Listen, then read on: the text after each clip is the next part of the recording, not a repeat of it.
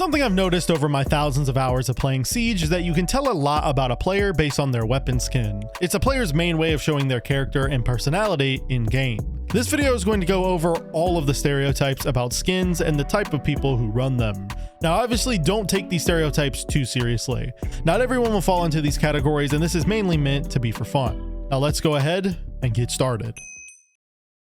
Players who run Glacier will have the biggest egos imaginable. For some reason, they think their skin and high rank makes them the new Bolo, but they just aren't that good. They'll run around the map, act like they have insane aim when they really don't, and a lot of times they'll just end up getting themselves killed. They also love to brag about the fact that they have a Glacier. Every time they get a kill, you'll see them inspecting their weapon, and when they're walking around the map, you'll see them inspecting their weapon as well. And most of these players didn't even get Glacier when it released. They bought it from the marketplace. So a lot of these players, because they have an expensive and rare skin, think that it makes them better than everyone else, when in reality it really doesn't. And that's what makes having these players on your team such a detriment. They have a massive ego that's pretty much impossible to tame, and they will consistently trash talk their team when they underperform. Now, players who run the universal color skins are pretty much always brand new. Most of the time, these players opened up one of their first packs and got one of these and immediately equipped it to all of their guns, because it's one of the only skins they have that looks decent. So be nice to these players and make a good impression on them. We want new players to enjoy their time, and most of the time these players are pretty wholesome. Now for the gemstone skins, these players are pretty amazing. They are wholesome, kind of like the previous players, and they're also just nice people. They communicate with the team, and I've never really had a bad experience with these players in ranked. I don't know what it is about the gem skins, but I always have a great experience queuing with people who run these skins.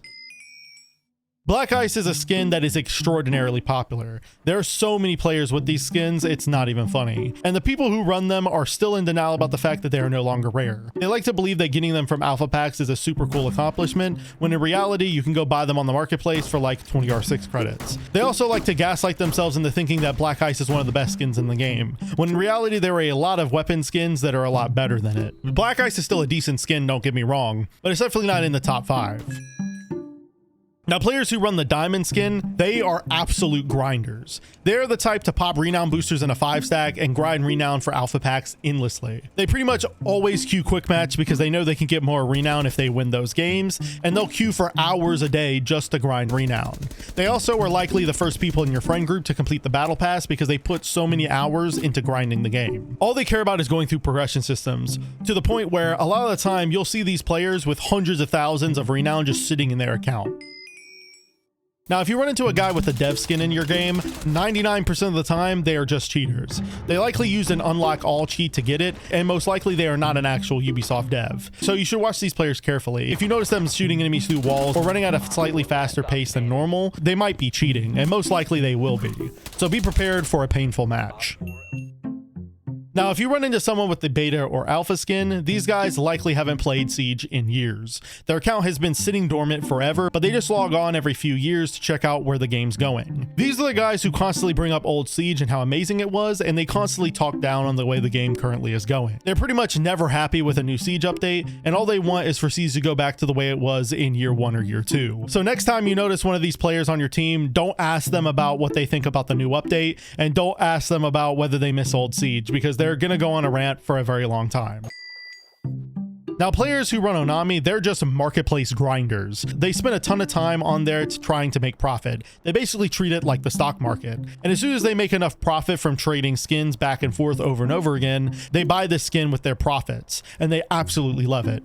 They also tend to be on the side of the community that misses old Siege, kind of like the beta skin guys, except these guys actually play the game pretty regularly. So if you want some tips on how to make profit from the marketplace, you can ask someone who's using Onami, and 9 times out of 10, they'll have some sort of tips to help you out. Now, if you find someone on your team that's running the Aki skin, they are most likely just a weeb. They love the Japanese aesthetic, and there is a 50% chance they have an anime profile picture. They likely also have a ton of anime figurines in their room, and they're super into it. Their favorite map is also likely Skyscraper. So these players may be a little weird, but 9 times out of 10, they're also going to frag out and absolutely be locked in. So they can still be pretty fun to have on your team. Now, if you find someone with Obsidian, they're likely super depressed about the marketplace crash that happened just recently. They most likely bought Obsidian as an investment and lost a ton of money when the marketplace crashed a few months ago. Also, I've noticed players who run this skin also like to play support a lot in their games. I don't know why, but of all the popular universal skins, this one seems to be the most popular with Ace and Thermite mains. Chanazo users are just goated. They have great tastes in skins and they have amazing skill at the game as well. Most likely these players are going to have the best mechanical skill in your entire team, and they'll likely end up being at the top of the scoreboard by the end of the match. I'm totally not saying that because I run this skin all the time. It has no correlation. Elephant users are really weird, and that's because this skin looks absolutely terrible. And so because of this skin looking so terrible, most of the time if you see someone running this, they're most likely going to be an extreme noob. Most players who run the elephant skin play like they've never played an FPS game before. You'll be genuinely surprised at how bad their aim is and how bad their situational awareness are. They basically play like they're a fish out of water. They only run this skin because it's the only one they found, and they kind of like it more than just the default weapon skin. And because of how easy it is to get, most of the time the players who are running this are noobs.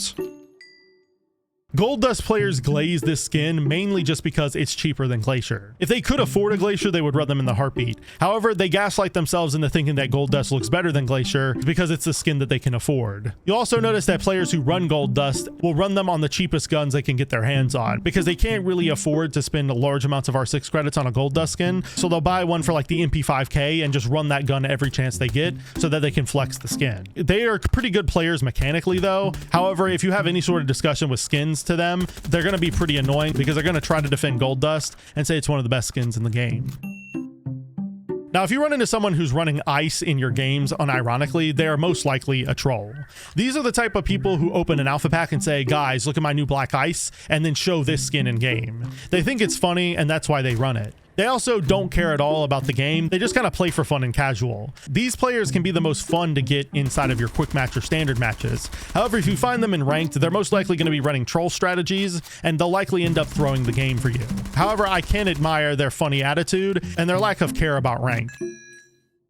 And finally, racer skin users are basically the Chads of Siege. They like skins with character. The more poppy and unique, the better in their eyes. This also typically shows in their gameplay. You'll see players who use racer skins a lot will play operators that most people don't bat an eye to. They'll play operators like Twitch, Glaz, Amaru, and operators that just aren't really that popular in ranked. However, they'll still do pretty well with them. And they mainly just run weird operators like that because those are the operators that they've unlocked the racer skin on. And since the racer skin is pretty rare and was only available for a short time early in the game's lifespan and inside of the celebration packs, these players are most likely also OG players who have been playing for a very long time, or at the very least who grinded a lot last year. These guys can be a real blast to have on your team, and I've never really had a bad experience with a racer skin user. And anyways, that wraps up today's video. Let me know if you'd like to see another video of me breaking down even more weapon skin stereotypes, and let me know if you've run into any of these stereotypes yourself in the comments. If you enjoyed today's video, I make Siege content just like this twice a week, so go subscribe to the channel and follow me on Twitter if you don't want to miss the next upload. Also, make sure to show Soundsmith some love for this series idea. I got this idea from his TF2 videos, and I thought that they would be really fun to make in Siege, and so that's what I did. I'll leave a link to his channel in the description. Now, if you want to watch another video just like this one, a video will be popping up on your screen right now that I'm sure y'all enjoy.